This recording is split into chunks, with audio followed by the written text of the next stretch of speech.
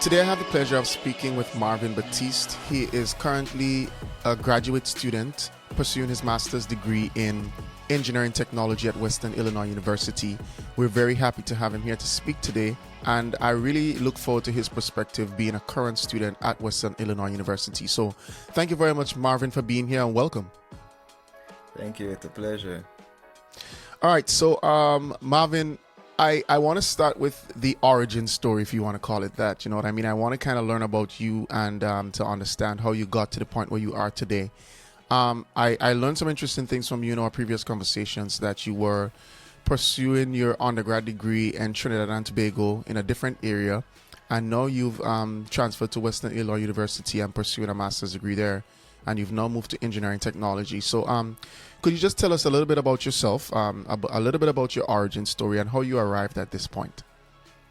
Well, my origin story is a typical Grenadian story. So I went to the St. David's Catholic Secondary School in St. David's, Grenada. And then I followed my education to the T.A. Marshall Community College in TAMCC, where I did natural sciences. My majors were physics, geography, and maths, with the intention of becoming a pilot. From there, I spent 2 years as an employee in American Airlines, where I had the opportunity to get an inside view into the aviation industry, and I was able to coordinate and communicate with the engineers, the aircraft engineers. And by speaking to a couple of those, particularly there's one person that encouraged me. He said, your background is in aviation, you're smart, you have physics, maths, you're very talented at those, because based on my CAPE grades, I should go pursue something further. And I was very passionate about planes and aerospace. So with that being said, I started to look for schools. I looked at Miami. The schools in Miami are ridiculously expensive. And there's no other qualified or certified aviation school in the Caribbean.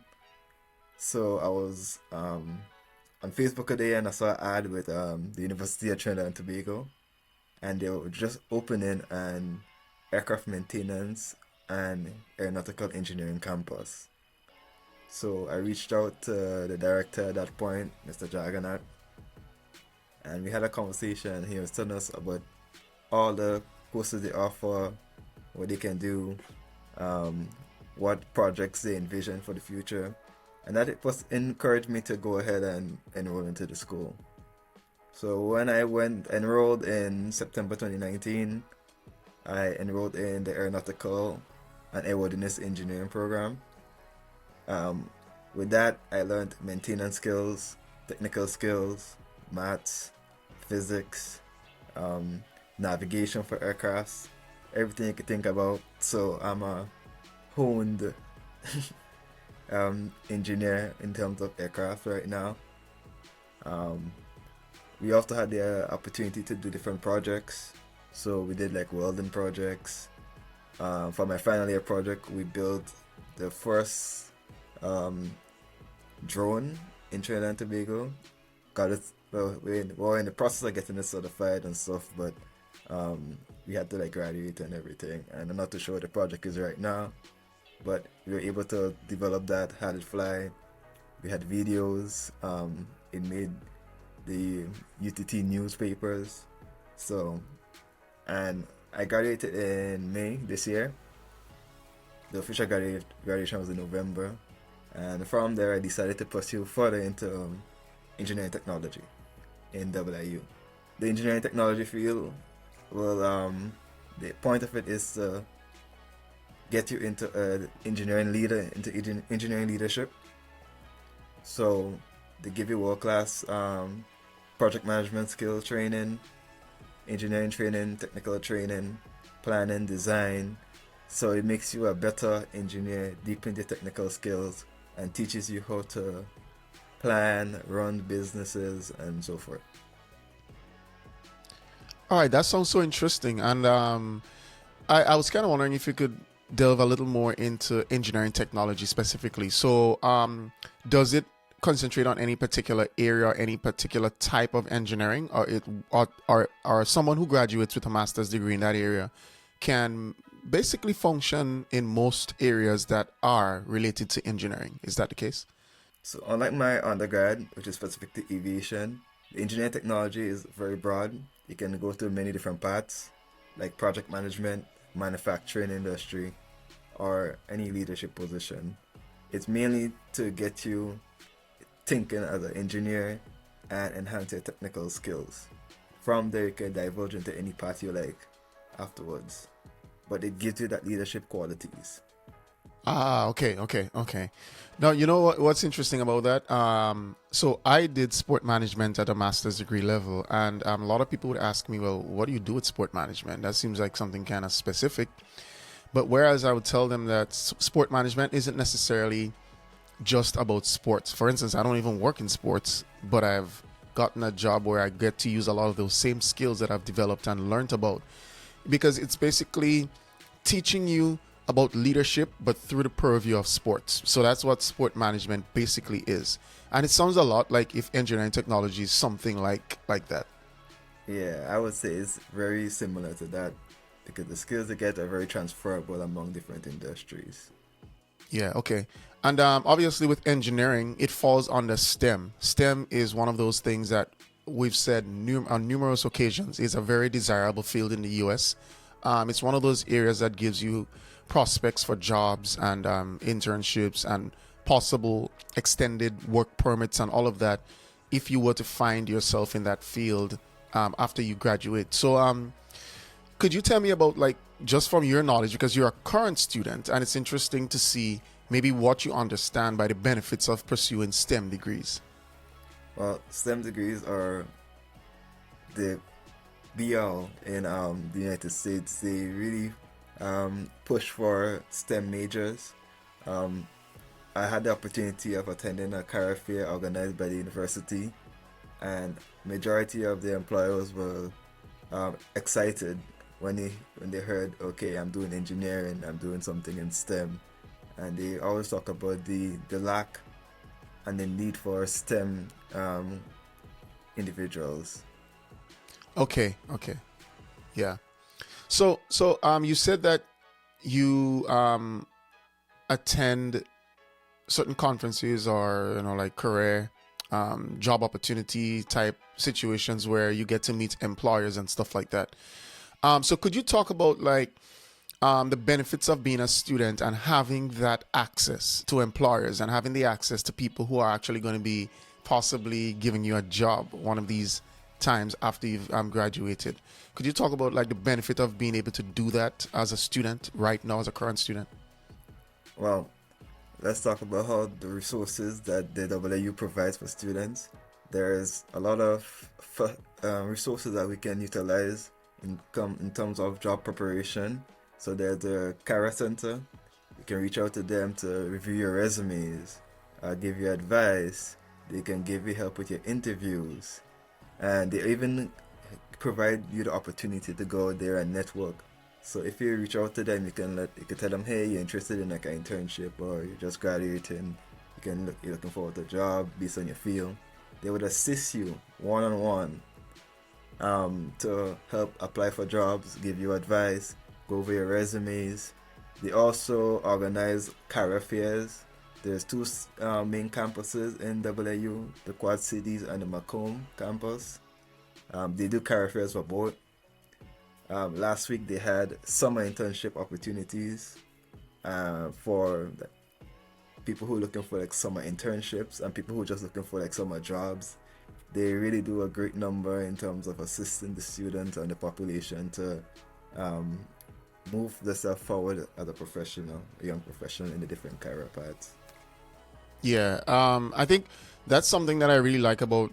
I don't have extensive knowledge of all universities and how they function, but I really like that part of what the U.S. universities provide. Most U.S. universities have a career center, they have a writing center, they have a bunch of different elements of things that you might need as a student, but you don't consider it to be like the first like academic need that you have, because you're more thinking, I'm going to a class, I'm getting my grades.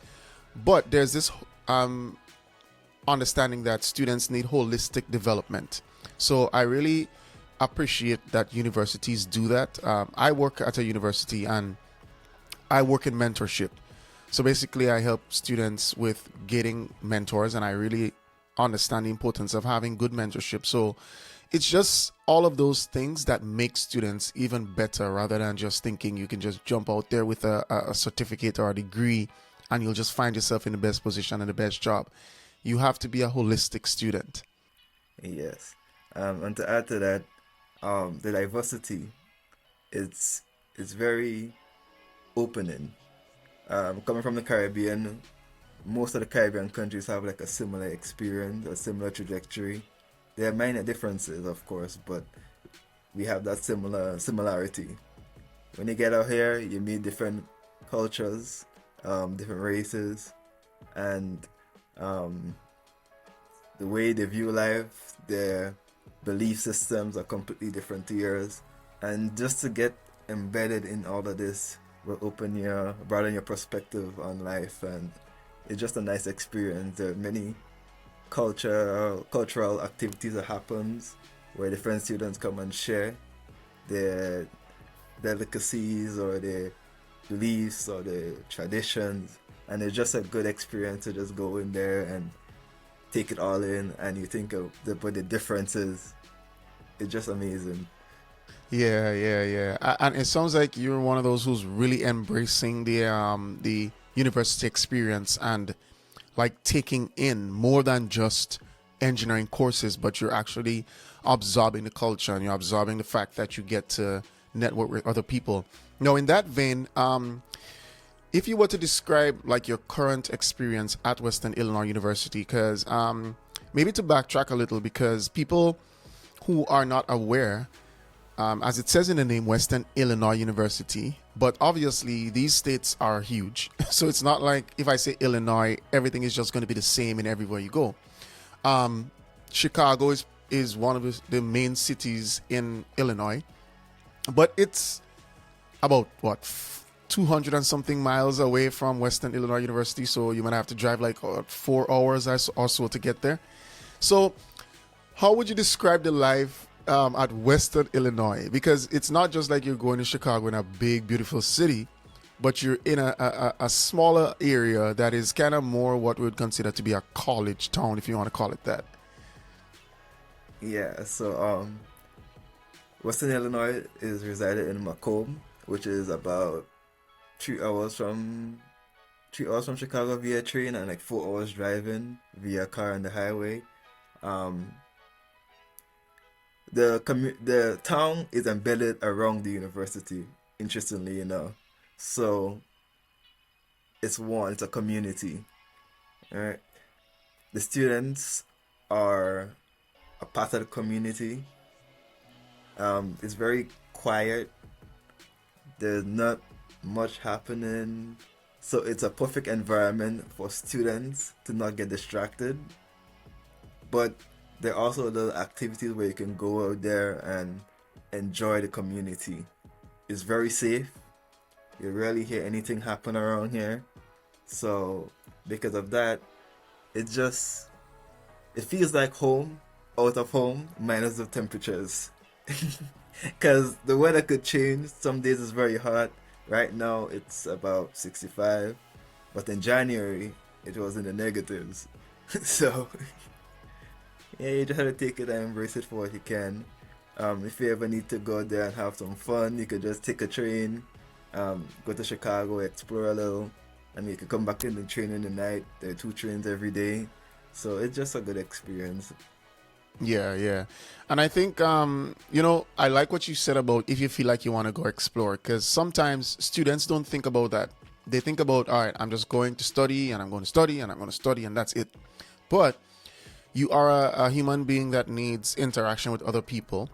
But it is also crucial, especially to Caribbean students. I know a lot of other international students sometimes are not afraid to do this, but Caribbean students are sometimes very scared of going to explore, going to those big cities, just going and walk around. I mean, when I came to Western Illinois to visit, just to see what it was like, I drove to Chicago, and I had no idea where I was going. I just threw up something in my GPS, and I just walked around the city.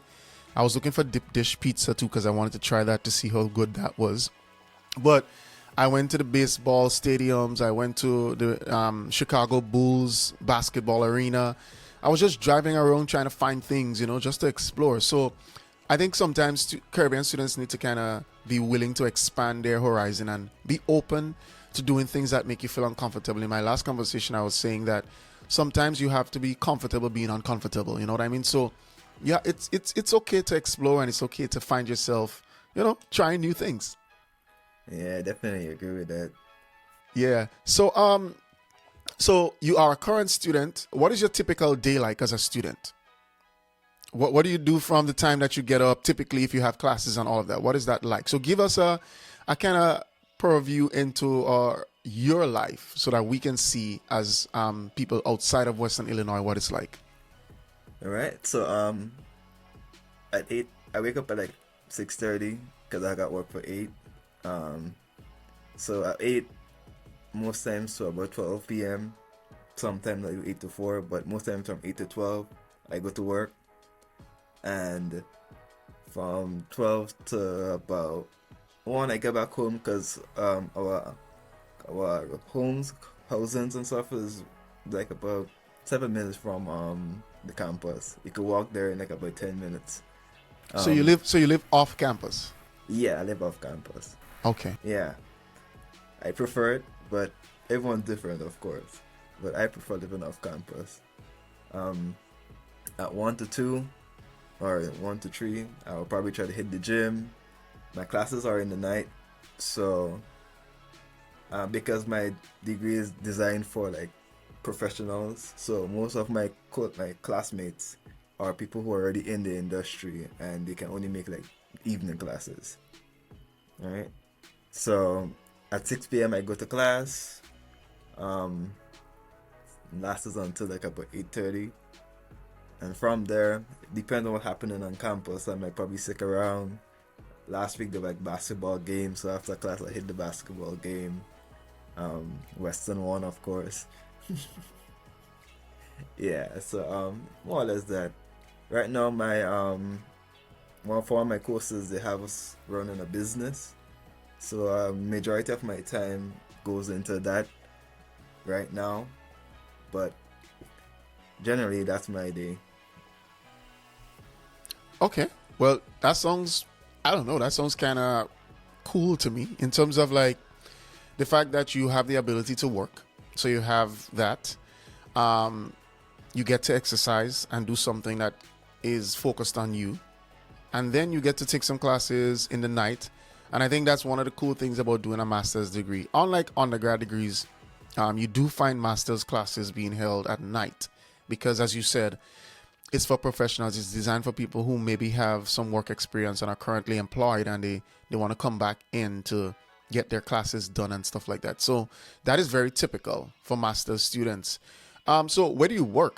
Do you work with a college, or where exactly do you work on campus? Right now I'm currently a grad assistant. I work with the Student Development and Success Center. So they assist students by providing them with resources or any additional help they need to achieve or to excel within the academic journey. So that's where I work right now. We do many things, including like helping people with disabilities, providing like exams, accommodations, helping them with note taking in the event where some students need that additional assistance with someone notes. We help them with that as well. We convert like documents from text to braille, so that's people who are visually impaired and they need to read. We do that as well. We do many other accommodations. Sometimes we convert exams and other documents into like MP3 so they can listen to it. So we do other stuff. We reach out to students that may need help. Everything you could think of, we do that in that office that helps students give them a fair playing field and to excel. Yeah. Yeah, that is really honorable what you're doing. And I remember that office when I was at one of my universities, they all of those types of services. So if you are a student living with a disability, let's suppose you're blind or you visually impaired or you don't have all of your hearing faculty and all of that, there are services specifically designed for you. So it doesn't mean that your life ends because you have or are you living with a disability, but the university also provides services that you can utilize so that you can reach your full potential regardless of that disability. So that's really honorable what you're doing. In terms of the vibe on campus, give us a little idea into the vibe. You know what I mean? You're a student. First of all, you're from the Caribbean, so I know there's the soca organization, but there are other things going on. So before you get to soca, tell us about what's going on outside of soca, because I really want to emphasize that students should explore beyond just their circle. You mentioned the basketball games, which is one of the things that if I was there, I would definitely be going to. But what else is there for people who may have other interests? Let's say they don't like sports. What else is on campus? What other sports and what other things are there? There are many things that happen. There's many things that happen on campus. Um, because there's so many different subgroups, based on different ethnicities. Different groups have different events happening right now. So the African population might have an event where you can come out and try the delicacies. Um, there's a center called the Multicultural Center where they might have dance classes if you're a dancer. Um, I know a friend of mine who does modeling, right? So there's like a modeling class. If you're a gamer, there's the digital gaming rec center, so you can go there and play all the video games you want. On campus, there's the recreation center, so you could do jogging, basketball with your friends, tennis, table tennis. So there are different things all around campus that you could go and explore and enjoy yourself as anything you want. It could be a stress reliever, it could be a hobby, anything you could think about is there. We do it. Yeah, and I think additionally, I'm almost certain that a lot of these things are free. A lot of them you don't have to pay. You don't have to, like put any money up or anything. I mean, so why not just take advantage of those things? Have a full experience so that, when you leave in the next 2 years, for instance, with your master's degree, most likely you'll be out in 2 years. You'd want to say, you know what, I really enjoyed my time at Western Illinois University. I explored what was offered and I explored all the things that were there to be done. And then, obviously, with things being free, quote unquote, you basically paid for it with your tuition and all of that, tuition and fees. So why not take advantage of it? Like, take advantage of things that you're paying for, you know what I mean? Yeah. So there's also events that happen in the city square that are relatively cheap, are like free to the public. So last semester around Christmas, there was a band came and they did a jazz in a wine distillery, like a jazz band, and it's a good experience. I mean, I listen to jazz over like Spotify and stuff on a good day, but to witness it, to see it happening in real time, a good experience. So Yeah. And I know Macomb itself, because you're in Macomb, right? That's where you're based. yeah, I'm in Yeah, Macomb in itself has like this kind of cool downtown. It's a kind of vintage type feel of what an old town feels like. So it's not like it's super modern per se, but there are some nice little cafes and places you can go get things to eat and so if you just need to drive out 2 minutes just to go downtown, explore, you can do that. And then obviously if you want to go to the bigger cities, as Marvin mentioned, you can just head over to Chicago, hop on the train, and you're good to go. So one of the things that I found very interesting when I drove into Macomb was the cornfields. So I drove in from Texas once, and when I got to a certain area, I just felt like I've been driving for miles, and all I'm seeing is cornfields and soybeans. So how do you feel about just seeing that the expanse of the land when it comes to like their farming and just like so much corn and so much of all of what they grow over there? well, understanding the history of the town, I know it's a highly farmers-based economy, agricultural-based economy. Um, Two of my lecturers was telling me they have estates of um, farmland where they grow like soybeans and so forth. So just understanding that, I'm okay with it. Um, it doesn't really get to me, but some people it might.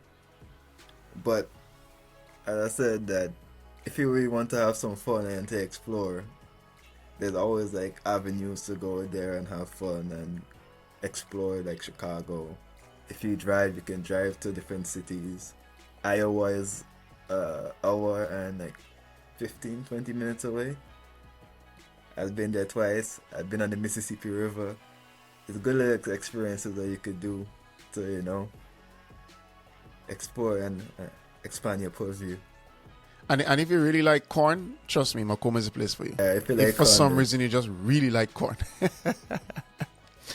Yeah, so I don't know if you know this, Marvin, but I have a brother who is at Western Illinois University. He's a PhD candidate, but he's at Quad City, so it's a different location. So, from what you know, could you just tell students about the whole idea of like the fact that there's two locations, but it's the same university?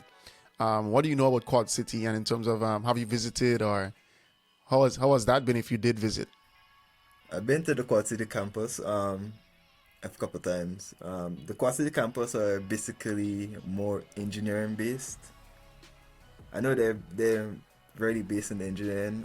Based on my lecturers told me, they have the better equipment, the more modernized equipment, because the city is surrounded by major engineering corporations like John Deere, there Elliott Aerospace. Uh, I think there's a Delia there as well. So because they're surrounded by it, so they get a lot of funding for engineering companies from engineering companies to produce um, qualified engineers that is already trained on the equipment that they will be using in the field. Yeah. Yeah. So Yeah, because when I was there, I saw like some of these John Deere plants and these places where they're manufacturing these huge farming equipment and vehicles and stuff like that. I'm like, man. So it feels like, a small town, but they're doing huge things in terms of affecting the entire US and around the world, because those things that they produce are exported all throughout the world. And also, as you said, um, they invest a lot in that campus because a lot of the students who leave that campus actually go to work for these companies. So if you are someone who wants to get into engineering and you're thinking of your prospects for jobs after, doing engineering at the Quad City campus is good because you get to train and you get to actually do things that are related to the field that you're going to be working in. So yeah, that's a really cool experience. So could you tell me a little bit about SOCA and how that has really made you feel at home, or how it has benefited you as a student, knowing that you have other people that you share commonalities with that you can maybe talk in your accent to, or you can share your food with and stuff like that. How does that make you feel to know that you have that available at Western Illinois University? oh, it's great.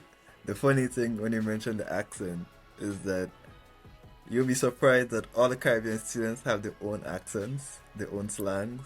So sometimes it's difficult to even understand what someone else is saying, and then you get to sit down and chop it up. Oh, that's a slang we have, chop it up. Or you like discuss it and say, hey, what do you mean there? And then they explain to you what they meant by the statement they made. It's a statement, but you have it in a different slang. So, but it's a nice little community. The Caribbean students look out for each other.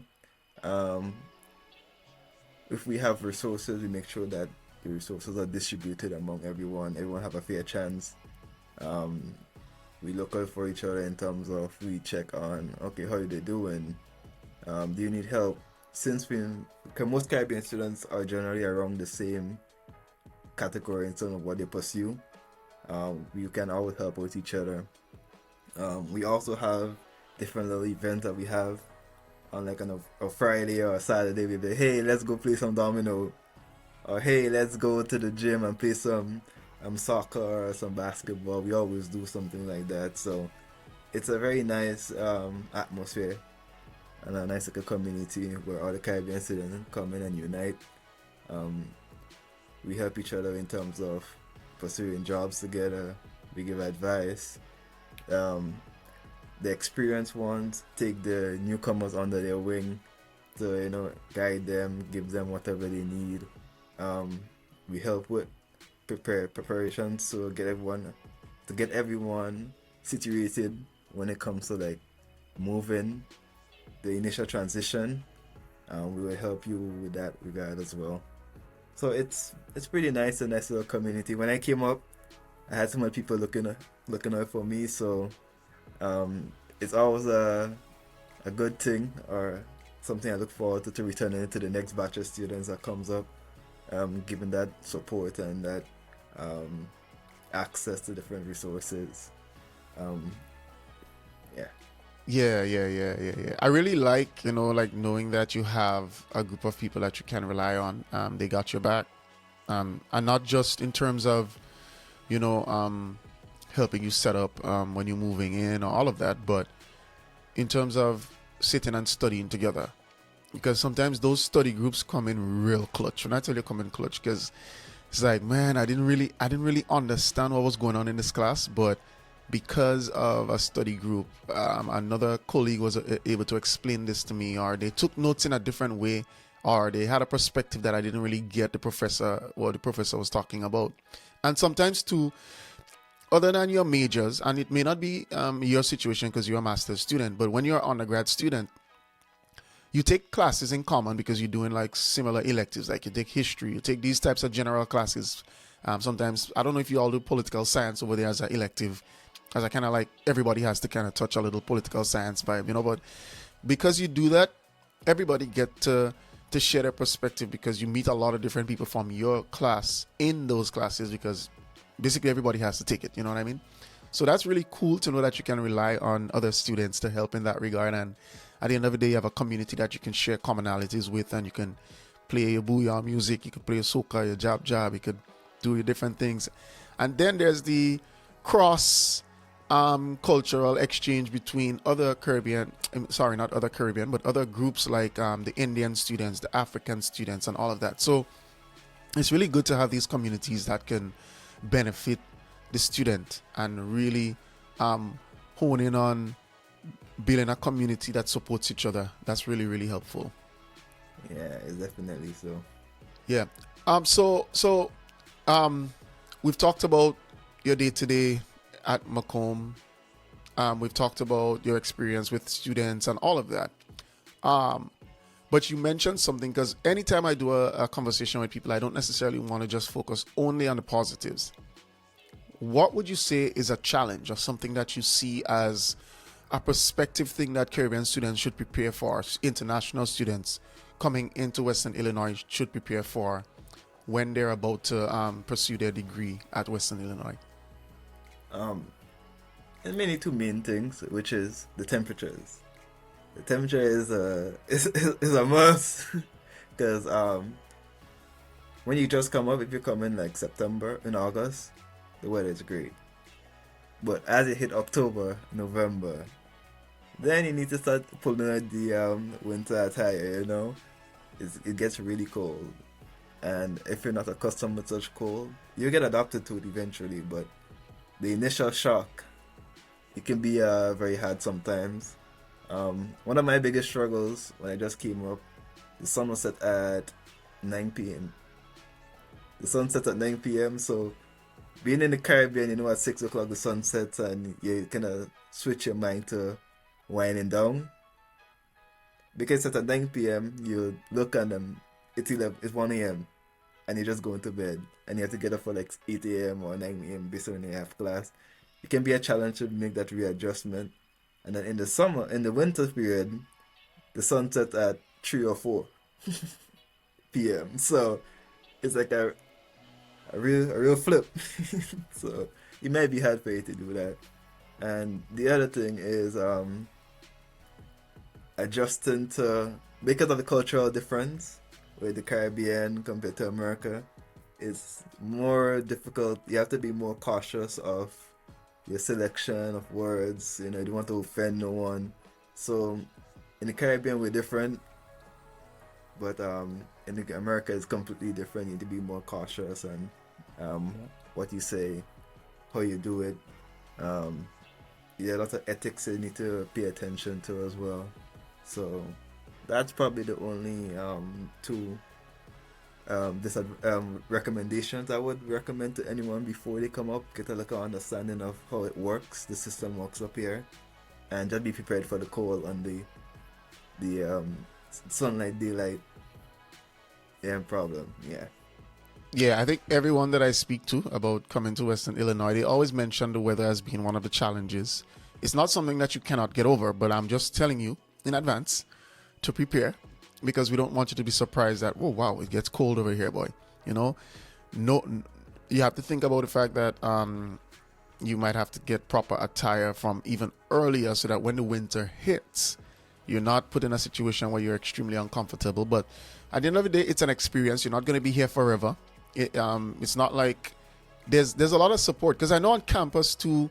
There's this closet that you guys have, and even in terms of like food and all of that, where students can go and get support if they need some extra food or they need like clothing and stuff like that to maybe deal with the weather, or maybe they have an interview and they might need some specific type of clothing to go to that interview. So could you talk a little bit about that, because I've never really discussed that before.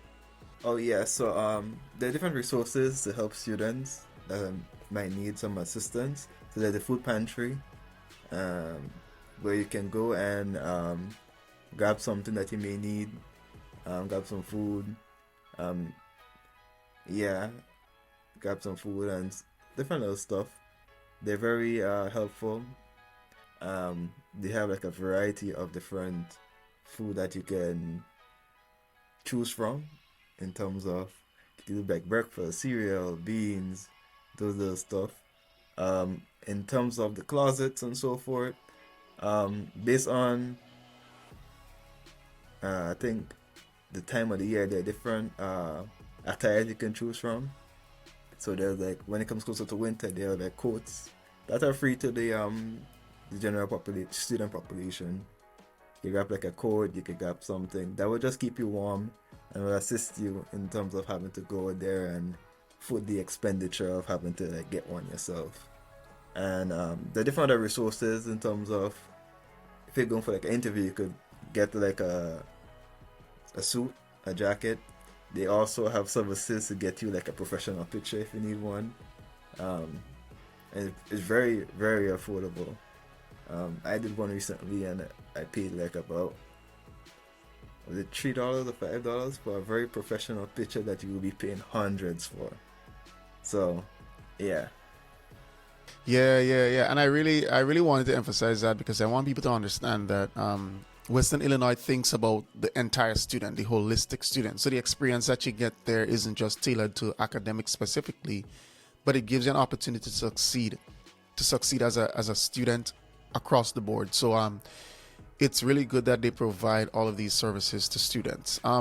So maybe to wrap this conversation up and kind of winding it down a bit, if you were to speak to a student who's home, they're into natural sciences, maybe they are not. Maybe they didn't know that they have this kind of ability, or they can actually do a STEM degree. Because you're a strong advocate for STEM, and stuff like that, what would you tell that student who might be looking at the challenge of not knowing what to do with physics? What am I going to do with this? Like, why am I even studying math? What would you tell them about their prospects for opportunities in the future? Well, firstly, I'll tell them my story because sometimes you find that maths and physics and the theory learning at that level is very abstract. You can't see a way to make this into something practical.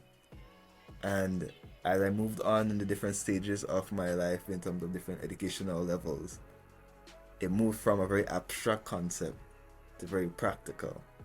I can see how this contributes to this, and they all connect and they make a system. So that one thing I would really emphasize. I will let them know that hey, it all seems abstract now. You cannot connect the dots, but if you keep going forward, you will connect the dots and it will make so much sense. You'll never feel more the passion and the pleasure you get from being able to connect the dots gives you a good feeling, a good realization, and you only get that feeling if you continue to pursue along the path you're going into. There are many aspects you can go with: physics, maths, and there are many different industries. However, they all incorporate that aspect. So most times at that age, you don't know where you want to go, where you're headed. But if you keep along that path, you'll head in a good direction, because these are very high paid industries, and they have a lot of opportunities. Sometimes you just need to give it a go, keep doing what you're doing, get a job in the industry. Might not be what you're looking for, but the experience and the knowledge that you learn from that experience is very transferable, and it will help you in the future. That would be my advice to most of them. Yeah, that's good advice. That's solid advice. Solid advice. So I guess you'll be looking into internships in a while because you haven't started too long ago.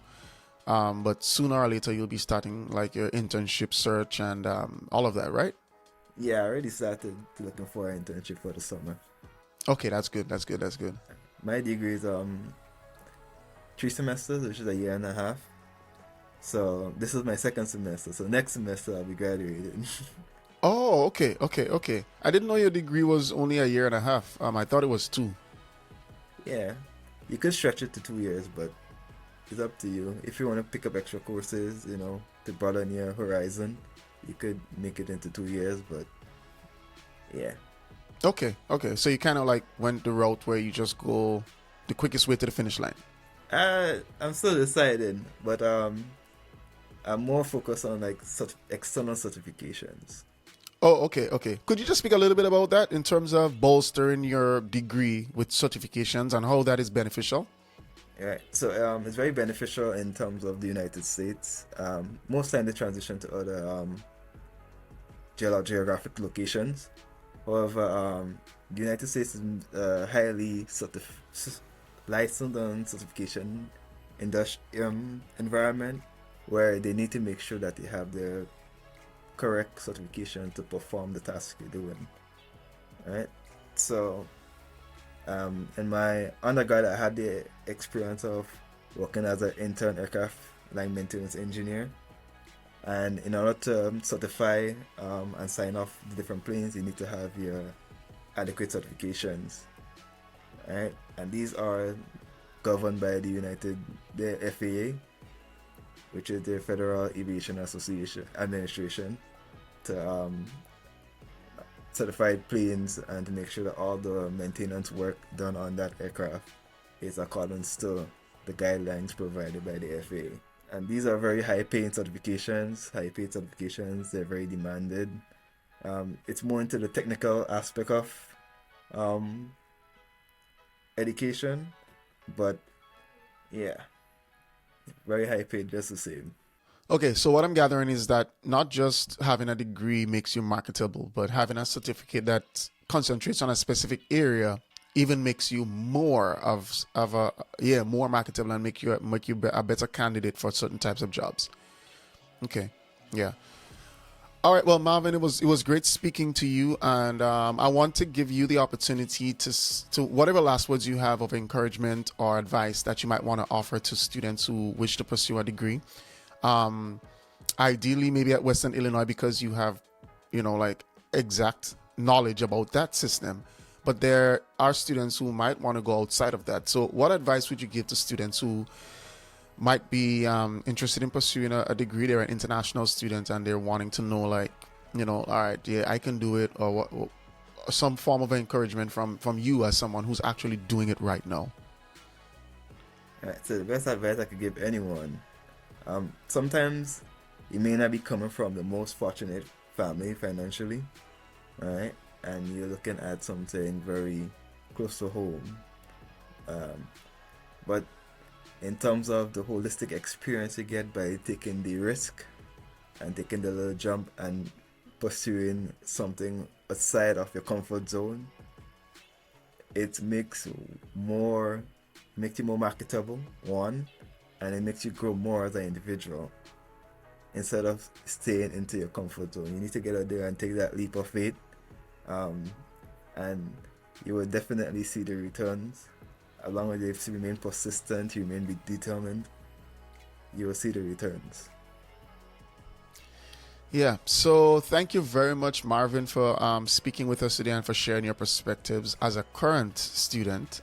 So you're actually on the ground, you're actually doing it right now, and you're just telling us what it is like to be at Western Illinois University. We really appreciate everything that you've shared with us, and we hope that you are going to do great things in the future, because we kind of know you are going to do great things in the future. It's just a matter of figuring out what exactly you're going to put your name to in that book. But we are very happy that you've spoken to us. We hope that the students who are the prospective students that are listening would gain some more insight into what it is like to be an international student in the United States and at Western Illinois University.